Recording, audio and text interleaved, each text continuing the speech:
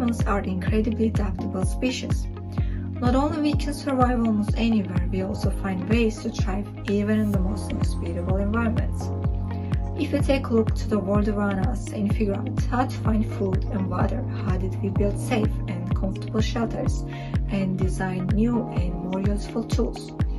Well, it's all about the natural resources that surround us wherever we go. By now, maybe you're thinking about what are the natural sources? Natural resources represents those gifts from nature that utilize with minimal alternations and don't need any human action for their production or generation. Key natural resources on our planet include sunlight, atmosphere, the air we breathe, water, land, and all forms of minerals, as well as flora and fauna.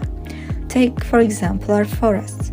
These endless fields of vegetation are a significant natural resource that helps us to make paper, furniture, medicine, glue, and much more. Scientifically, they offer a rich biodiversity that provides a vast field for biological research. Now, let's talk about the types of natural resources. There are two types of natural resources, renewable and non-renewable resources. Renewable resources are consistently available for human use their use regardless. They can be further recovered and renewed after utilization automatically by nature. Examples are forest, solar, and hydropower, and atmosphere.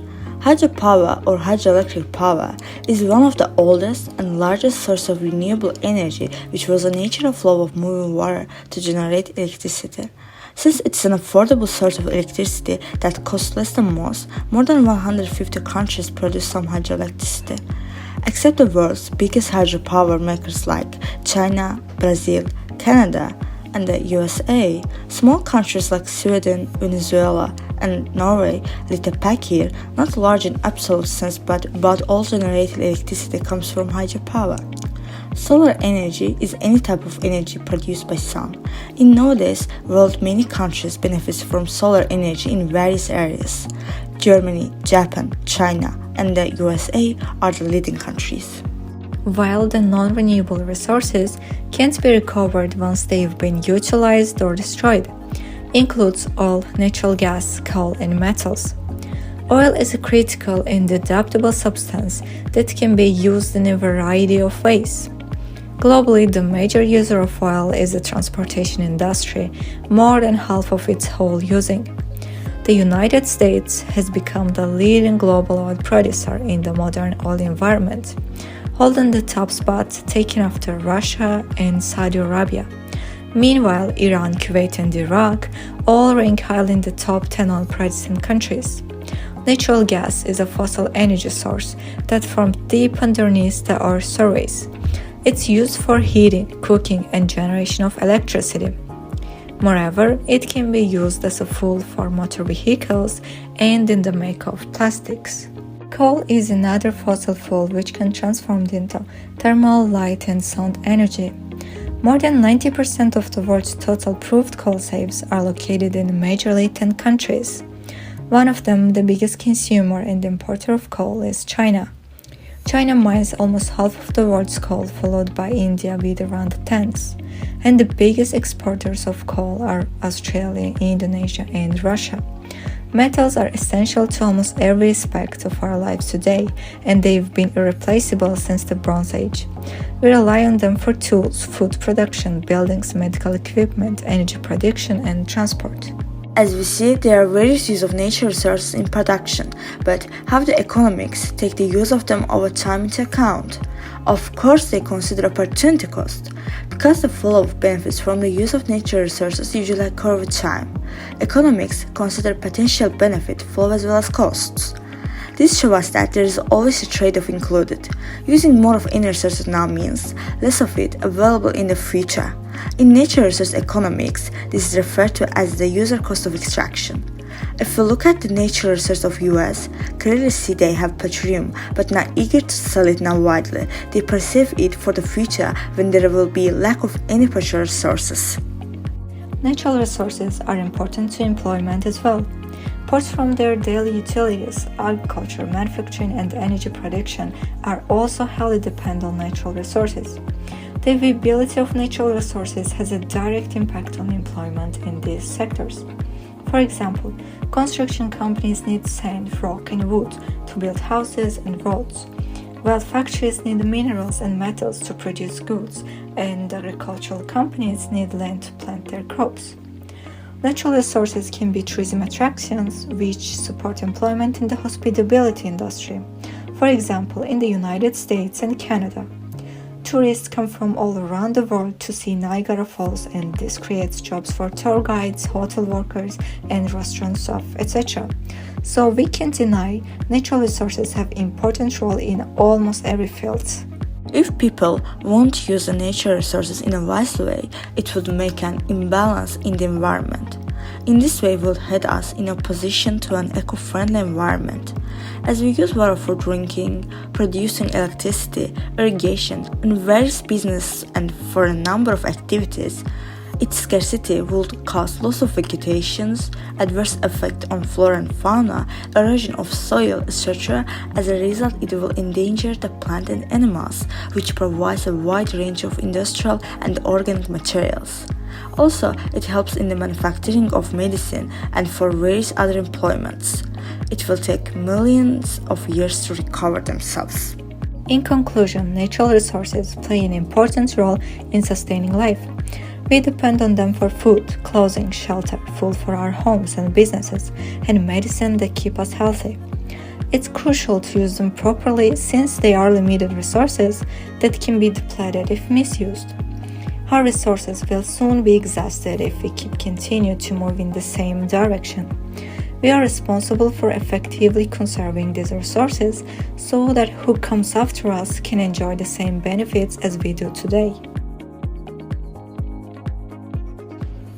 How does human activity impact natural resources? Human activity impacts natural resources by deforestation, pollution, and depletion. Deforestation for agriculture and urbanization reduces forest cover of the world, and pollution from industries contaminates fresh air, water, and soil. What are the environmental consequences of resource extraction?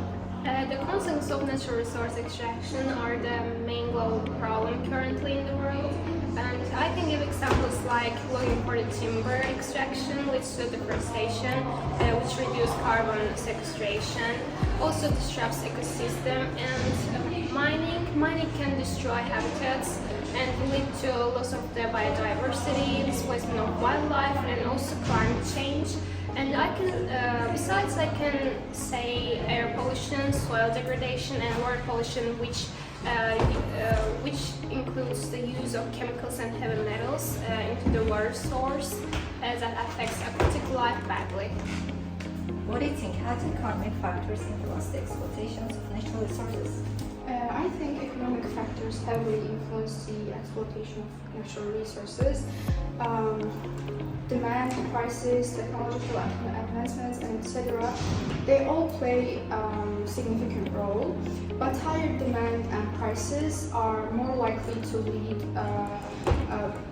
intensive extraction costs, while on the other hand, government policies, regulations, and technological limitations can either promote sustainable use or encourage the exploitation. What are the benefits and drawbacks of using renewable energy resources? As we know that renewable energy sources offers numerous advantages, but unfortunately they have also disadvantage. Let's begin with advantage. First of all, it is infinite. There are a lot of different sources of renewable energy like solar, wind, geothermal, and so on. Secondly, it is environmental friendly. This means that renewable energy sources is clean and much less harmful to the environment than fossil fuels. And let's talk about disadvantage. Firstly, disadvantage is it requires a lot of space. That means that if we want to power, if we want renewable energy to power the planet, we are going to need install.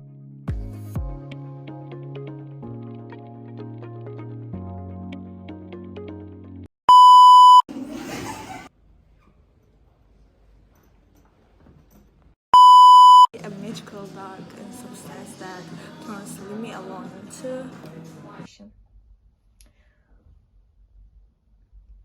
Ne?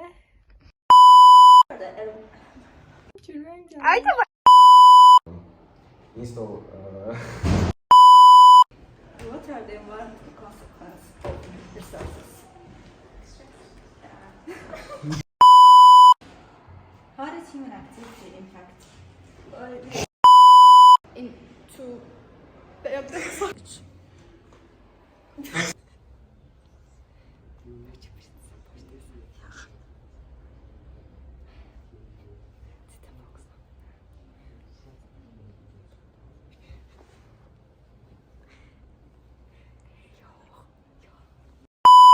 viewed after utilization automatically by nature?